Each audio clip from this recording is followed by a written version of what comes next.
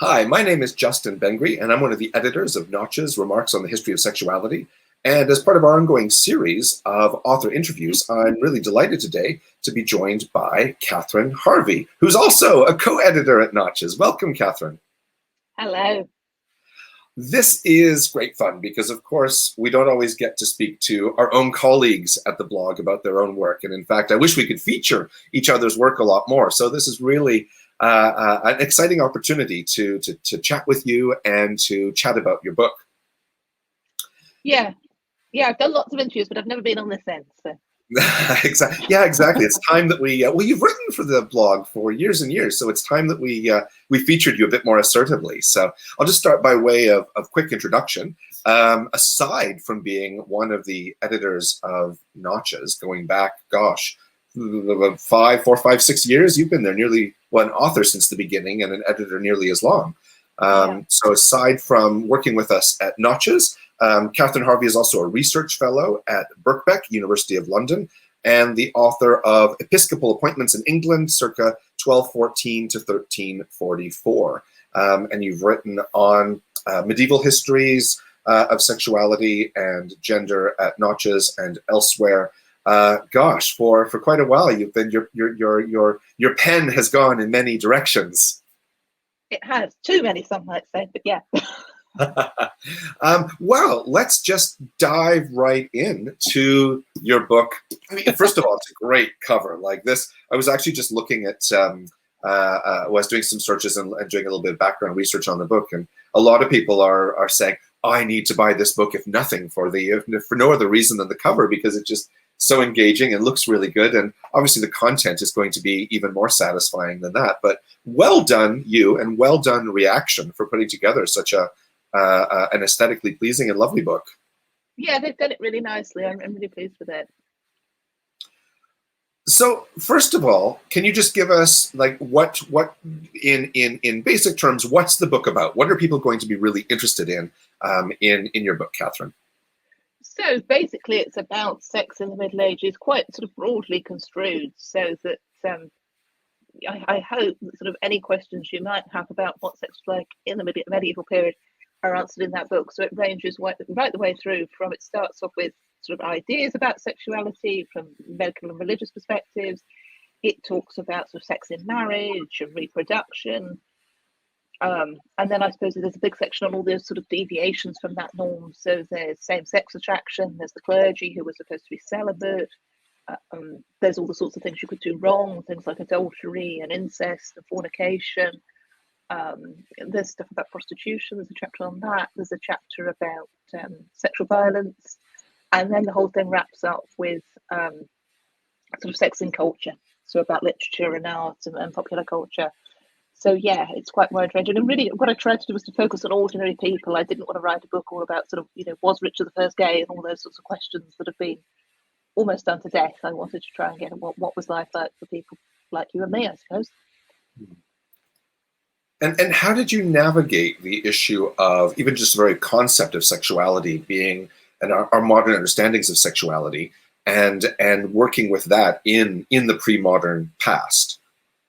Yeah, I mean, I think that's a really tricky question, isn't it? Because obviously a lot of the words are now key to our understanding. Things like straight and gay, homosexuality and heterosexuality, those concepts don't map very well back onto the Middle Ages, because, although people have always had sex with people of the same sex or the opposite sex or whatever, they didn't necessarily conceptualize it in that way. And so, maybe people have talked about, well, should we be talking about sort of normal versus deviant or something, or virginity versus everything else, all sorts of possible ways that they conceived of it.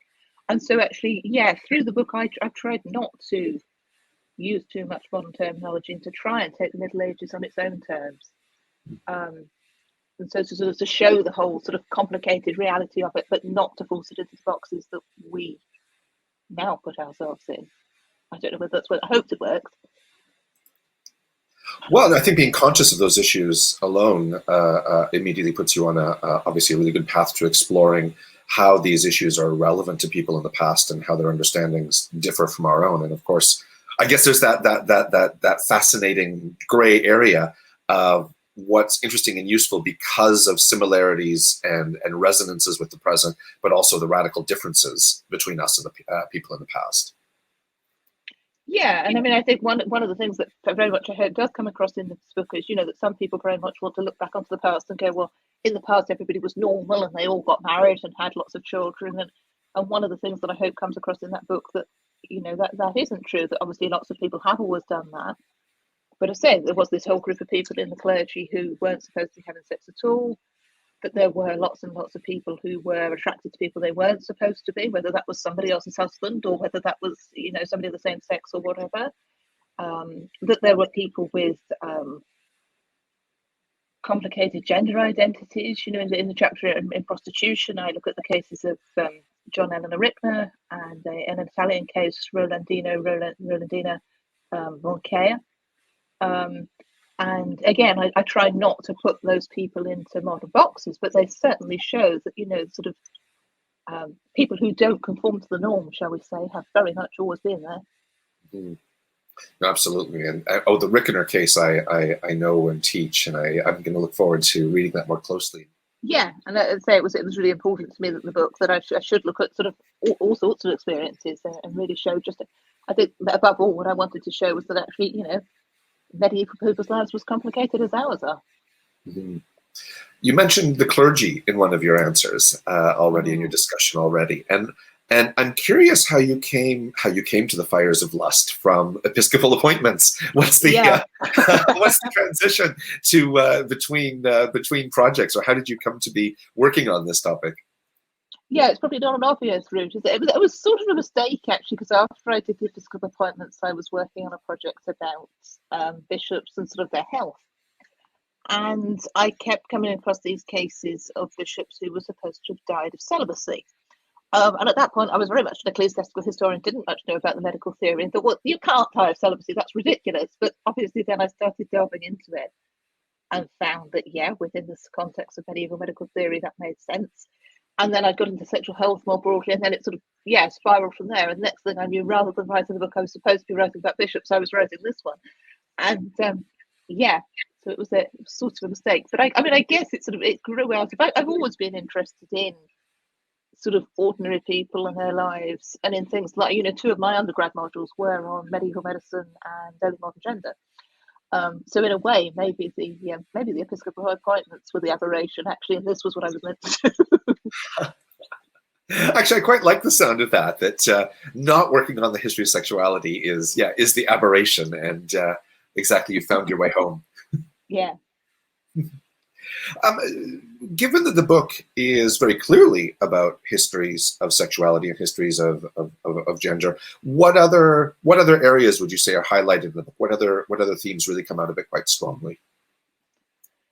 Correct. Well, I suppose there's a lot of religion in there inevitably, because sort of the religious ideas did very much guide people's, not just their sex lives, their whole lives. There's a lot of court records and things in there, so I guess sort of histories of law and crime and that sort of thing are obviously very present. I don't know what else I would say. Sort of daily life and sort of social history more broadly, maybe. Things like poverty, I touch on.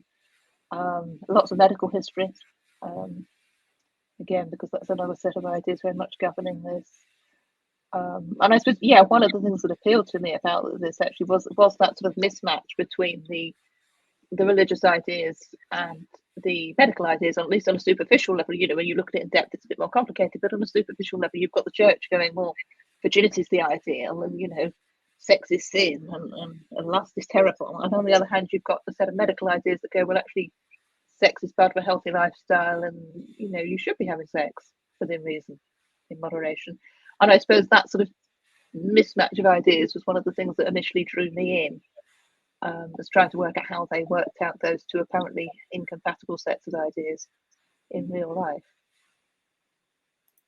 And I think your discussion already of how the book intersects with histories of religion, histories of the body and medicine, social history, cultural history, even histories of property and whatnot, really shows how the history of sexuality is not this contained, isolated field, but in fact opens up lines of discussion and research that go well down many rabbit holes, I suspect, and in many different directions. Well, yeah, I think that it sounds very niche when you go and write a book about sex in the Middle Ages. You know, it sounds like, well, what would you do that for? And a lot of people, I think, when I spoke to about it, was sort of quite cynical. Like, could it even be done? Could you even find out about it? I hope I proved them wrong. 300 pages of yes, I could, but no, I think it is a subject that sort of interferes with people's lives and intersects with people's lives in all different sorts of ways, and so it's not something you can just sort of pipe off and go. It's this tiny little niche subject. It does bring in all sorts of other subjects and relate to all sorts of other things in a way that I hope makes it really interesting. Makes it really interesting to me. Mm-hmm. Going back to your comment about people wondering how this could be done, how you could write a history of sex in the Middle Ages, what kinds of sources did you draw on? How did you get access to these issues, especially when you're thinking about ordinary people and not necessarily elites? Yeah, I mean, I suppose by looking at a really broad range of stuff, so there is a lot of prescriptive stuff in there. You know, there are sort of things like sermons and things like medical treatises that sort of are the elite ideas. But I mean, I think it's okay to look at those ideas because I think those sorts of ideas do trickle down and shape our lives, don't they?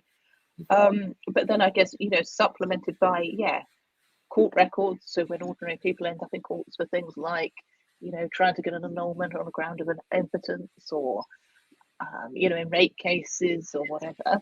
So that is a lot of ordinary lives in there. Try to look at things like letter collections and things when there are letter collections. You know, there's a marvelous set from 14th century Italy about a family called the Dantinis, in which there's a lot of discussion of the wife's fertility issues. And you know, so you do get these little glimpses of ordinary people's lives. Not, I mean, you know, not as much as obviously we'd like. As medievalist, it would be lovely to have, you know, the diaries and things that there are the later periods, and there just aren't any of it. But I think you can get it at it more than people maybe expect.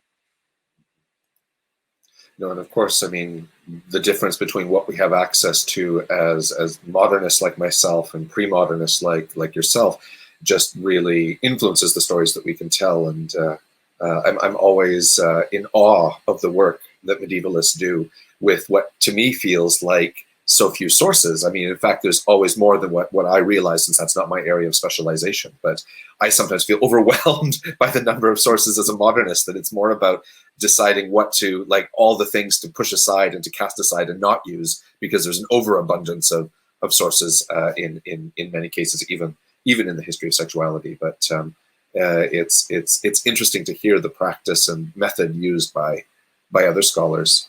I'm wondering too, given this question about sources and voices, whose stories don't make it into the book? Is there anyone or any group that you would have liked to have included but weren't able to? I think, I mean, all sorts. I think one thing that I did sort of touch on quite later and didn't do as much on as I'd have liked to have looked at was sort of enslaved people. You know, I wrote this chapter about sort of sex and race and religion, and there's a lot in there about sort of marriages between people of different religions and how that was frowned upon and how they did sometimes happen anyway. But yeah, I think to look at that side of things, and sort of enslaved women who were forced to be concubines, that would have been something that would have been really interesting to look at. And if I was writing the book again, I probably would have looked at. I mean, there were sort of various avenues that I would have liked to have gone down that sort of suddenly shut off when I was sort of writing this book. The beginning of last year, when of course suddenly everything shut. And so fortunately by that point I'd done enough of my research that I thought, no, I can still write this book now. I am ready. But the sort of, you know, just little sets of documents or something that I would have liked to have looked at, but suddenly that wasn't an option anymore, and that was a bit sad. Actually, that transitions well into my next question as well, that I suppose this could be pandemic related, or it could just be the sort of writing and research process. Did the book shift significantly over time from the way that you initially conceptualized it? I don't think it changed that much. I mean, I suppose for me, it was always a sort of supposed to be a book about Europe, but I suppose for me, this was the point in my career at which I've really broadened out from being a historian of England to being a historian of Europe. And so definitely in that sense, sort of I pushed further than maybe I expected to. I think probably, to start off with, I thought I might write a book about just sex in medieval England, and then I realised that actually this could be far more interesting if I looked at the bigger picture and took a more comparative approach, and worked it like that. I mean, I think in terms of from the sort of the actual proposal to the book, that chapter about religion and race did get added in. That wasn't there to start with. And obviously, things get shifted around in the order of things, and some stories that I thought would make it in didn't. So, but broadly speaking, no, I don't think it changed that much. Going further on your comment about shifting from a historian of England to Europe, how much continuity do you see in sexual cultures across Europe by taking this broader view rather than looking more narrowly at your initial specialization of England? I mean, I think there was a lot of continuity in the sense that, it is all governed by this same set of religious and medical ideas, and by this sort of established principle that sex is something that the authorities should be regulating, and by sort of common ideas about things like the importance of marriage. So there wasn't that much variation, but I suppose there were some interesting sort of changes over time and differences between regions. So for example, something like the sort of the court cases, the basis of a lot of what I've written about men having sex with men. In England, there's hardly anything about it. It very rarely crops up in the court cases pre-Reformation. And yet in Italy in the 15th century, there's a mass panic about it, particularly in Florence, and they set up this special inquisition, the Office of the Knight, which is, this institution is dedicated to rooting out sodomy. And so it seems to be operating in a completely different way. So that was sort of one interesting example. I mean, I think the other thing, not just looking at England, opened up was the possibility of looking at, for example, Europe's Jewish and Muslim populations, who were more in the south of Europe, and so it did allow me to sort of broaden my scope, as well as taking a more comparative approach in a way that I think was quite satisfying.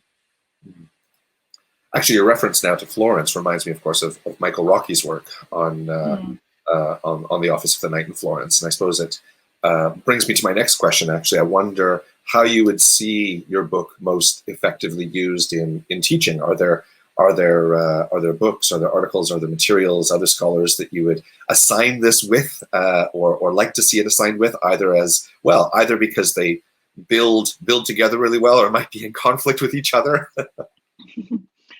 Yeah, I mean, I suppose the way I would probably use it would be as a sort of an introductory type book, and I suppose it potentially could be a textbook for a sort of a course on medieval sexuality and gender, the sexuality intelligence. Although of course there's still Ruth Karras is Doing Unto Others, which was the book that got me into the history of sexuality in a lot of ways, and I think this is a sort of supplement to rather than a replacement for that.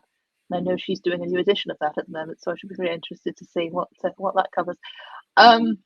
But I hope it could be sort of an introduction to all sorts of topics, and that it works as a whole as an introduction to the topic, but also that you could take any of these chapters, and use them for individual to look at, say, prostitution in the Middle Ages, or as sort of your medieval section on a course that went further through. No, that makes perfect sense, and is really, I mean, it's also useful for me to hear from authors how they imagine their book being used as a lecturer myself, and I can certainly little things are tweaking here and there where I'm like, I could rip this part out, I could take this and assign it with that, or this is it's exciting to have more of these resources available, and especially as you said, especially introductory materials that are accessible and engaging and interesting and could fire up students' interests in the history of sexuality. I wonder too, how would you respond to the question, why does this history matter today? Yeah, I mean, I suppose maybe it goes back in one sense, I think, for me, to what we were saying earlier about sort of people's perceptions about can you even look at this sort of stuff. And I suppose the other thing that, when I started talking to people about writing the book, a lot of people very much have got this sort of Game of Thrones type idea of the Middle Ages, I suppose, that it was all sort of very rapey and very unpleasant, and that we're sort of superior to that, in the same way that people do with another of my pet subjects, hygiene. That the Middle Ages was filthy and now we're really clean, and a pandemic couldn't happen. Oops. But yeah, we'd rather got burnt on that one, didn't we? So I suppose one of the things that I think is important is that we lose this idea that we're somehow superior to people who lived in the past. And I think one of the things I hope that the book really shows is the sort of the level of the continuities, and particularly maybe on difficult issues like sex work, the amount that we're still grappling with this thing of, is it better to legalize or is it better to repress, or we keep going round and round that cycle. And they were doing that in the Middle Ages. And with sexual violence, I mean, I think when you read about, that was probably the most depressing chapter I think to write, because there were some really horrible stories in there, but also because of this feeling of actually, in the Middle Ages, they thought rape was a serious crime, but they were quite bad at prosecuting it and getting convictions, and in a lot of ways what's changed. So I think that was sort of that sense of trying to challenge that sense of, well, we've cracked this, and we're better than people in the past. I think was quite important to me. But I think also something else we've already touched on, that this sort of point of looking at ordinary people and the range of lives and experiences, and making that point that we've always been complicated and we've always been varied, and that there wasn't this sort of, well, it's to some people's mind, I suppose, sort of golden past where we did things properly, is the other way that people tend to look at the distant past, isn't it? And that's not true either. It's complicated. It's always been complicated. It always will be complicated. And I guess that's one of the things we do as historians, isn't it? We try and complicate things. Absolutely. Well, and actually speaking, I mean, what are going to be the next complications in your life? The book is done. What's coming next? So, well, I'm still supposed to be writing this book about bishops, so that should be the very next thing. But yeah, I have got very interested in sort of hygiene and in health more generally, and so the plan is a book on the idea of healthy living in the Middle Ages, in which there will be a little bit of sex, but also looking at things like diet and exercise and emotions and all sorts, as a sort of a broader picture of how people try to keep themselves healthy. So that's the plan. It sounds equally interesting. It sounds too like then, as much as you've got this other project on the bishops to complete, it does sound like you're being pulled in other directions, and maybe those histories from your first book are the aberration, and you are being pulled in all these other history of sexuality and cultural history directions. So, I mean, on behalf of your readers and fans, of course, we look forward to all of these projects upcoming and further contributions to Notches, where I guess you must have been testing out some of these ideas. You've been one of the most prolific authors at Notches, and I wonder if you've been testing out some of these ideas in the blog posts. I think I have, actually, and I think probably to start with, I didn't realise that I was doing it. I thought I was just writing a little blog post about, and then gradually it did begin to dawn on me that actually I was doing something bigger here. And the seeds are in those years-old blog posts. Mm-hmm. Yeah. So fair warning, I suppose, to our other authors that writing blog posts is a slippery slope. You might find yourself.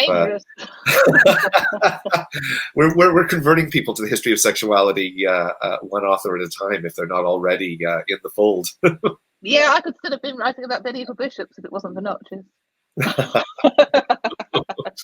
Well, it's been really fun talking to you. We don't have the chance to talk about our work all that often, so it's quite fun to chat with you. It's also quite fun to turn the tables, because of course you were involved in developing the questions for authors that I've been drawing upon. So it's fun to throw them back at you.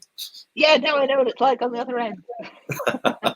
Well, thanks again, Katherine. Really lovely chatting with you. And for everyone else, The Fires of Lust, Sex in the Middle Ages by Katherine Harvey, available at all good booksellers. Yeah. If it's not got it, we don't like them.